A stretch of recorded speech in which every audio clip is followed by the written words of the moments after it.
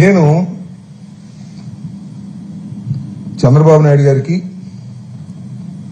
ముఖ్యంగా పవన్ కళ్యాణ్ గారికి ఒకటి చెప్పదలుచుకున్నాను చాలా సూటిగా. మనిషి చచ్చిపోయాడు సార్. డెడ్ బాడీకి ఉన్న విలువ తెలుసా మీకు? డెడ్ బాడీకి ఉన్న విలువ తెలుసా మీకు అని అడుగుతా ఉన్నా.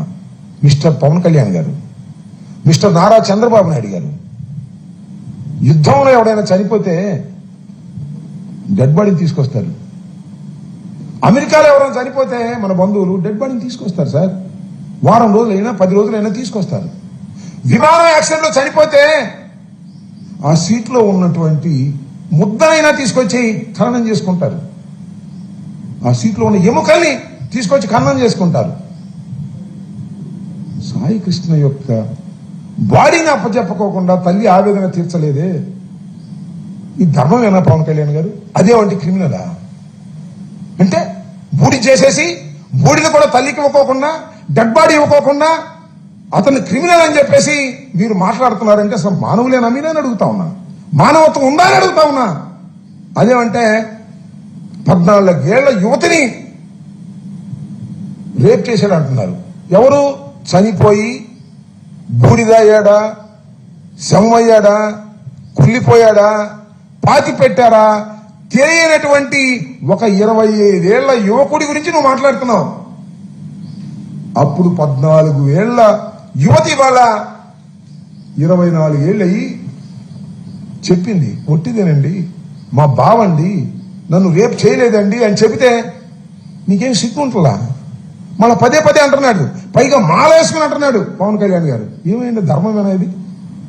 డెడ్ బాడీ తల్లి చూడకోకుండా మీరు ఆవేదన చెందుతున్నారే, ఆ ముళ్లపూడి విజయలక్ష్మి గారి ఉసురు కొడితే మీకు చంద్రబాబు నాయుడు గారు, పవన్ కళ్యాణ్ గారు గుర్తుపెట్టుకోమని మనం చేస్తున్నాం. ఇప్పటికైనా గుప్పిడి బూడి తిప్పించండి, ఆ తల్లి ఆవేదన తీర్చండి అని ఈ సందర్భంగా నేను చెప్పదలుచుకున్నాను.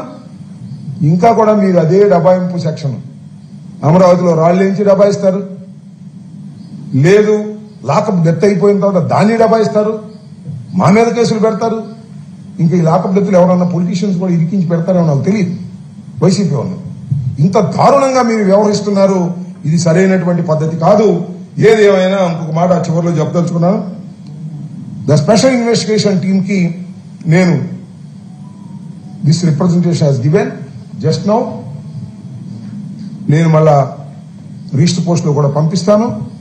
దీని మీద వాళ్ళు ఆలోచన చేయవలసిందిగా నేను కోరుతున్నాను. మీ అందరికీ కూడా దీన్ని సర్క్యులేట్ చేస్తాను. మా మీద 2 ఎఫ్ఐఆర్లు దిగినాయి. తెలుసానే ఉంటారు మమ్మల్ని కొట్టడం, మా మీద ఎఫ్ఐఆర్లు తెంచడం, పోలీసులు మీ చేతిలో ఉన్నారని. ఈ ఎఫ్ఐఆర్లకు మేమేం భయపడం, మేము సిద్ధంగా ఉన్నాం. చాప చంక సర్దుకుని ఇక్కడికి పారిపోం. అరెస్ట్ చేసి చేసుకోండి, చట్ట ప్రకారం పోరాడతామని కూడా ఈ సందర్భంగా చెప్పదలుచుకున్నాం.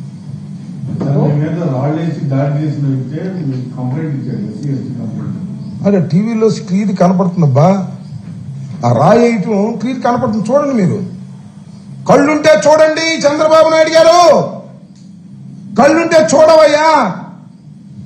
నారా లోకేష్ గారు, రాయి వేసిన వాడే మా మీద కంప్లైంట్, SC/ST కేసు. రాయి వేసి ఎవరి మీద వేశాడు? కానిస్టేబుల్ మీద వేశాడు. కానిస్టేబుల్ తగిలింది, వాడి ఉద్దేశం మాది. కానీ కానిస్టేబుల్ రక్షక భటుడు వెళ్ళాడు అక్కడ, వాడి దెబ్బ తగిలింది. చాలా ప్రాణాపాయం జరిగిందని అనుకున్నారు, తర్వాత రికవర్ అయ్యాడు. Well, we are happy that. మా మీద కేసు పెడతారు. ఎవడు? ఆ రాయేసిన వాడే కంప్లైంట్ ఇస్తాడు. SC/ST కేసు మా మీద పెడతారు.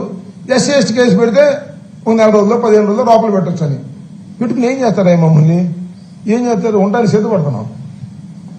సో ఇలాంటి వాటికి బెదిరిపోయి పారిపోవాల్సిన అవసరం లేదు ప్రజాస్వామ్యంలో. ఇంత మూల్యాన్ని మీరు చెల్లించక తప్పదు. ఇంత మూల్యాన్ని రాబోయే కాలంలో చెల్లించక తప్పదు.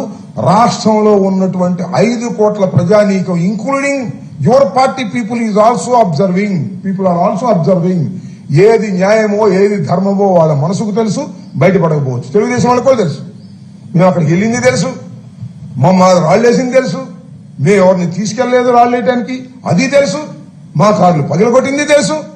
కానీ మరి కొన్ని ఎల్లో మీడియా మాత్రం మేమే రాళ్ళేసాం, మేము రాళ్ళైతే మా కార్లు ఎందుకు పోయినాయి అబ్బా? ఏంటిది? వాళ్ళకి ఎవరికైనా ఒక దెబ్బ తగిలిందా చెప్పండి? చాలా దుర్మార్గం.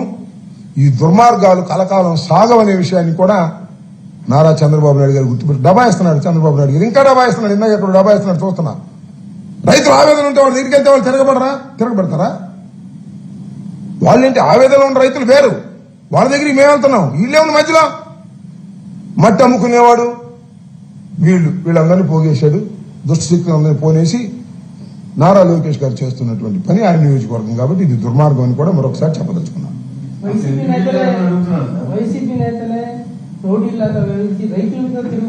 చూడమనబ్బా, వీడియోలు ఉన్నాయిగా, సోషల్ మీడియాలో ఉన్నాయి, చూపించమను. నాకేం అభ్యంతరం లేదు. ఎవరు రాయేశారు చూపించమను. రాయేసిన వాడు కనపడ్డాడు కదా, రౌండ్ చేయి చూడండి. స్క్రీన్ పెద్ద చేసి చూసి చూడమనండి పోలీస్ డిపార్ట్మెంట్ వాళ్ళని. వాళ్ళు చూడరు, కేసు పెట్టేస్తారు ముందు. ఏంటి ఏమో అనేగలుగుతుంది. ఎందుకు వెళ్ళారంటే అది పాకిస్తాన్ ఏమో. అది ఏమో పాకిస్తానా? ఏమన్నా వీసా కావాలా? అమరావతి వెళ్ళడానికి పర్మిషన్ కావాలా? వీసా కావాలా? ఏంటి నాకు అర్థం కాల. చంద్రబాబు నాయుడు గారి పర్మిషను, లోకేష్ గారి పర్మిషను తీసుకుని మేము అమరావతి వెళ్ళాలా చెప్పండి, నాకు అర్థం కాలేదు. ఈ రాష్ట్రానికి మంత్రులు చేసిన వాళ్ళు, ఎమ్మెల్సీలు ఉన్నారు, నాయకులు ఉన్నారు. ఏంటిది? చాలా దుర్మార్గం, చాలా తప్పు చేస్తున్నారు, ప్రజలు గమనిస్తున్నారని మాత్రం చెప్పదలుచుకున్నాను.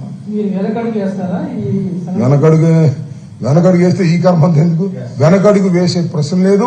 రైతుల పక్షాన పోరాడతాం.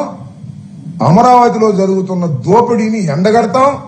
చంద్రబాబు నాయుడు నిజ స్వరూపాన్ని చూపిస్తాం.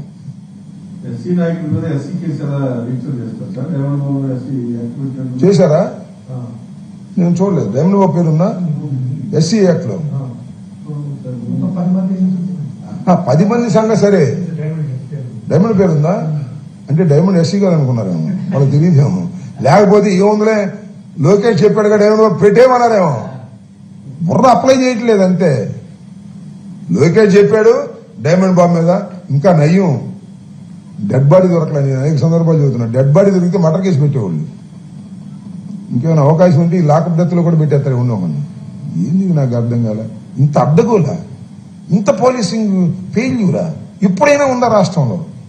ఇప్పుడైనా భారతదేశానికి స్వాతంత్రం ఇప్పుడైనా ఇలాంటి ఫెయిల్యూర్ ఆఫ్ ది పోలీసింగ్ ఉందా? వాళ్ళ మీద కేసు పెట్టలేదు. అది పెట్టారా కేసు వాళ్ళ మీద? నువ్వు తెలియదు మరి నాకు. అంటే కానిస్టేబుల్ని కొడితే వాళ్ళ మీద కూడా కేసు పెట్టరేమో, సర్దేస్తారా కానిస్టేబుల్? నాకు అర్థం కాల.